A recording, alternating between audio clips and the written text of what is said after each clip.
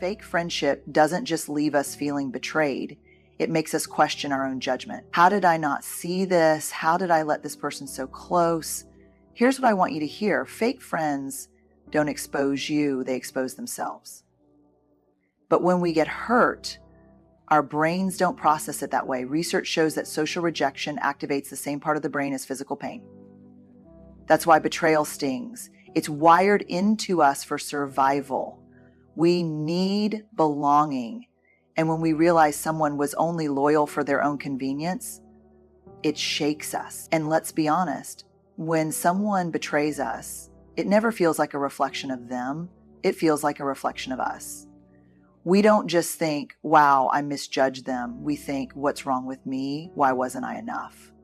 Because that's how we're wired. As humans, we're deeply relational creatures. Our brains crave connection the way our lungs crave air. And when that connection shatters, it can feel like we're suffocating under the weight of rejection. The hard truth is betrayal wouldn't hurt if we didn't care. It wouldn't cut so deep if we hadn't trusted. And that's what makes it so painful. Because when we trust, we hand someone a piece of ourselves. We invite them in. And when they turn out to be something other than what we believed, it's not just them we lose. We lose the story we had about them. We lose the version of ourselves that believed in them, and that's where the self-doubt sneaks in. How did I not see this coming? Was I blind? Was I too trusting? And the worst one of all, what if I can't tell the difference next time? Psychologists call this attribution error, the tendency to blame ourselves when things go wrong in relationships. It's that little voice in our head whispering, maybe if I had been a better friend, they wouldn't have left. But let me tell you something. When someone betrays you, it's not because you weren't good enough. It's because they lack the integrity to be who they pretended to be. And I know that doesn't make the hurt go away, but it does mean this. You don't have to carry the weight of their choices. You don't have to internalize their behavior as a measure of your worth. Because betrayal is not proof that you are unworthy of love or loyalty. It's proof that they were unworthy of the trust you gave them. There's this moment after betrayal where we have a choice. We can either close ourselves off, put up walls, trust no one, stay guarded, or we can do something even braver. We can learn, we can pay attention to patterns instead of just words. We can trust actions instead of promises. We can accept that not everyone who enters our life is meant to stay. And that's not our failure. It's just part of the process of finding the people who are real. So if you've been hurt by someone you trusted, I need you to stop carrying their shame as your own. Let it hurt. Let it teach you, but don't let it make you bitter. Because real loyalty, real friendship, it doesn't come with conditions. It doesn't disappear when you're no longer useful. And it sure as hell doesn't leave you questioning your own worth. The people who truly belong in your life, they show up even when it's hard. They stay even when it's inconvenient.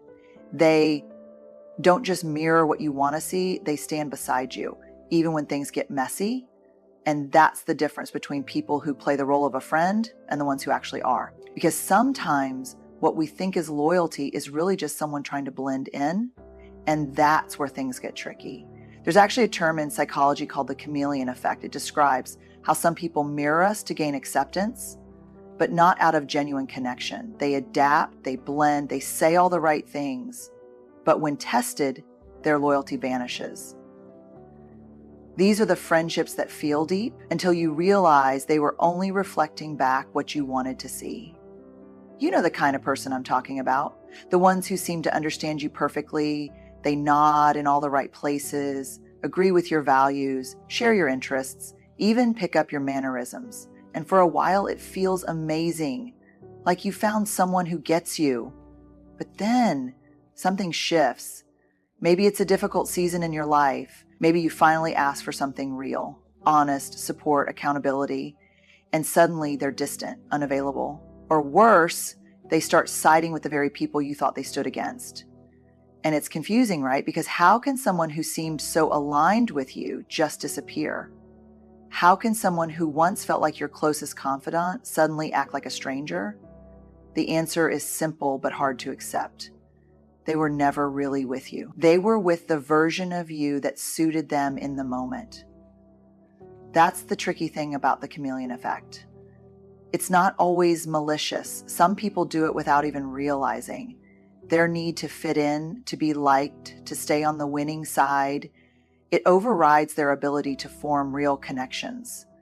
They say what you want to hear, not because they believe it, but because they know it will bring them closer to you. They mirror your values, not because they share them, but because it makes them feel included. And as long as it's easy, as long as there's no cost, they play the role of a friend flawlessly. But loyalty isn't tested in the good times. It's tested when it costs something. When standing by you means standing up to someone else. When being your friend means inconvenience, discomfort, or risk. That's when the chameleons disappear. That's when they start making excuses, shifting their stance, subtly rewriting history to protect themselves. And you're left wondering if the connection was ever real at all. And I know how hard that realization is. It shakes your trust, not just in them, but in yourself. Because if they fooled you, who else might be pretending? If they were able to slip past your guard, how do you know who's truly in your corner? But here's the truth. Recognizing a chameleon isn't about being suspicious of everyone. It's about watching for patterns instead of just words. Do they show up when it's inconvenient? Do they stand by you even when it costs them something? Do they stay consistent, not just when you're together, but when you're not around? Because real friends don't just reflect you, they bring their own colors to the table. If you've ever been burned by someone who seemed to be everything you wanted in a friend, but turned out to be nothing you could count on, it's not because you weren't good enough. It's because they never learned how to be real. And nothing makes that clearer than when life gets hard. Real friendship isn't proven in good times, it's revealed in hard times. If someone disappears when life gets messy, that's not a friend. And if their loyalty depends on what you can do for them, it was never loyalty to begin with. There's something uniquely painful about realizing that someone who once felt like a constant in your life was only there when things were easy, when the laughter was effortless, when you were giving more than you needed, when there was no real challenge to the friendship. But the moment you hit a rough patch, whether it's grief, stress, conflict, or just a season where you have less to give, suddenly their presence starts to fade. Maybe they don't return texts as quickly. Maybe they're always so busy. Maybe they avoid checking in even when they know you're struggling. And worst of all, maybe they make you feel like the problem, like your pain is too much, like your struggles are inconvenient. And that kind of absence, it leaves a scar. Because when someone actively betrays you, at least you know what happened.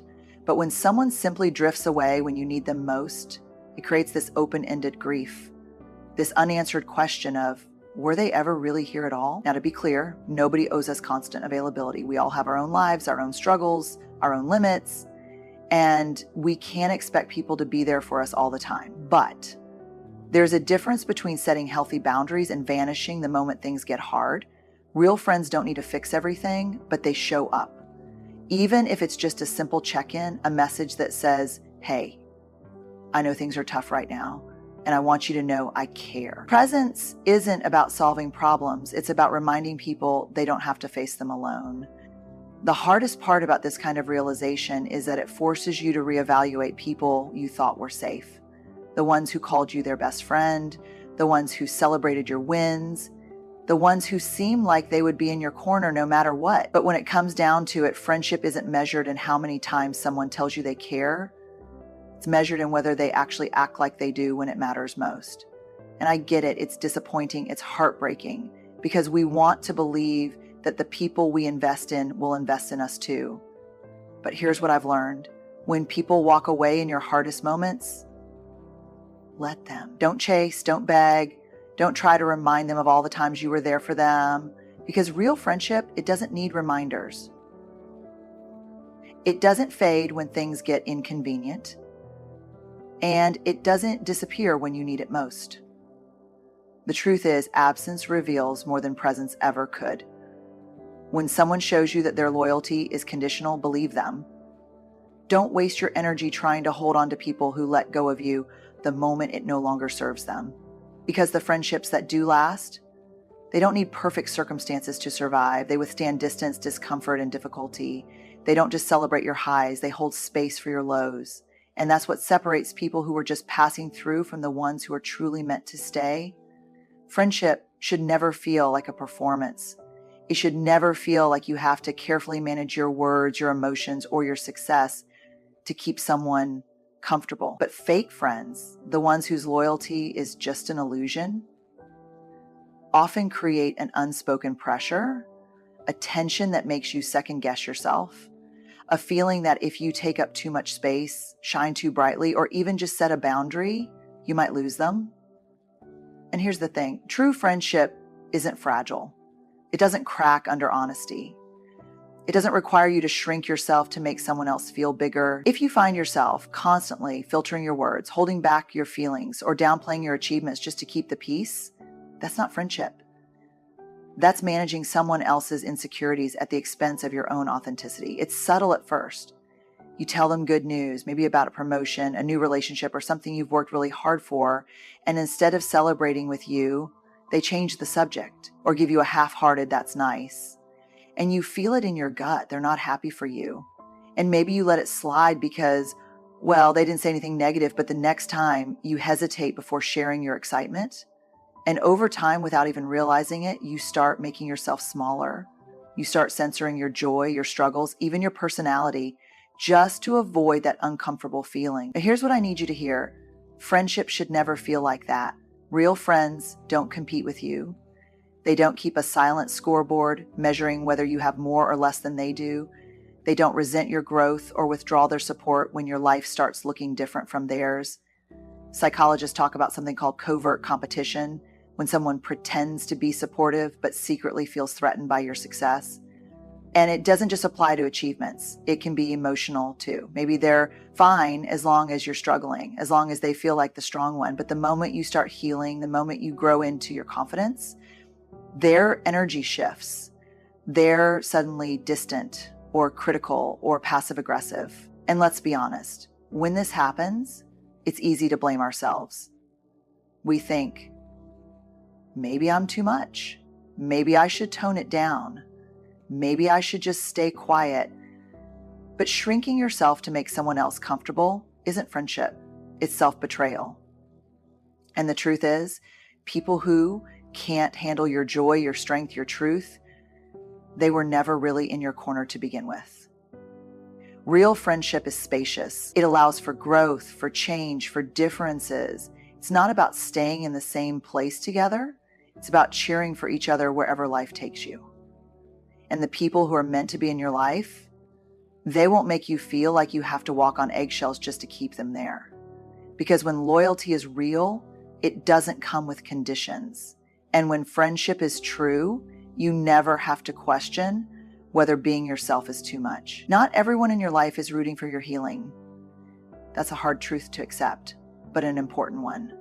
Some people are drawn to your struggle, your self-doubt, your moments of weakness, not because they want to help, but because it makes them feel better about where they stand. They like the version of you that second guesses yourself, the version that apologizes too much, that seeks approval, that doesn't yet realize how strong you really are. Because as long as you stay in that place, they don't have to question their own insecurities. And you can feel it when this dynamic is at play.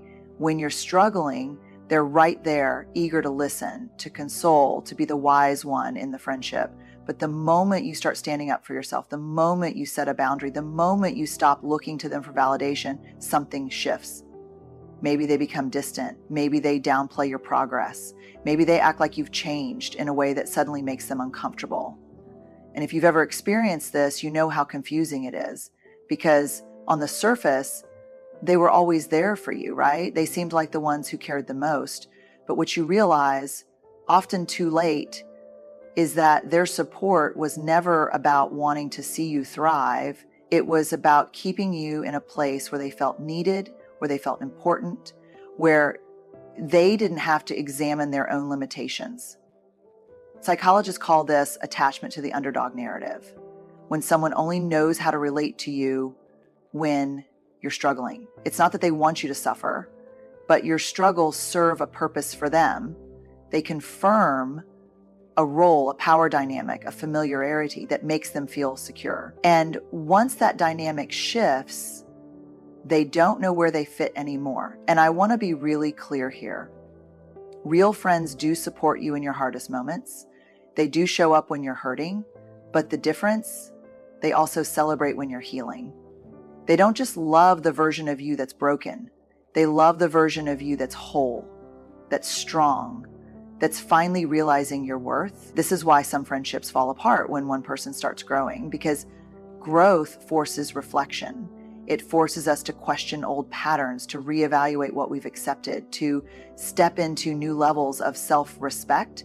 And when you do that, it naturally exposes the people who were only comfortable with you when you didn't know your worth. So here's the truth. Not everyone who has walked with you through the storm is meant to walk with you into the sunlight. Some people were only there because in the storm they felt needed.